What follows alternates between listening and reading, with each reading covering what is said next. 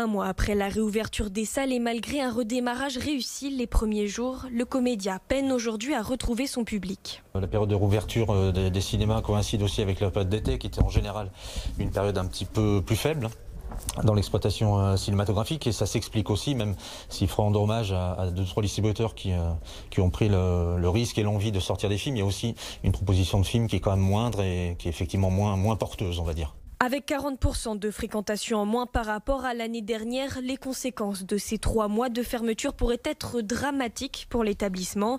À travers la tribune co-signée par plusieurs programmateurs de cinéma indépendants, les gérants du Comédia réclament des aides financières de la part des ministères de la Culture et de l'Économie. C'est vraiment un plan d'urgence pour les cinémas, mais au niveau de la culture en général, puisque la culture c'est aussi un maillon d'une chaîne et qu'à travers la culture on fait vivre aussi des restaurants, des cinémas, et on est tous un petit peu inquiets actuellement. En tant que cinéma indépendant, nous on a aussi des charges fixes, des loyers, une grosse masse salariale, puisque on est, par exemple, le Comédia, on est plus de 20 personnes.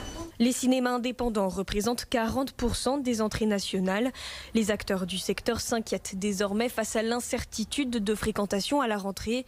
Une autre lettre a été envoyée à la région pour réclamer de nouvelles aides et envisager l'avenir des petites salles plus sereinement.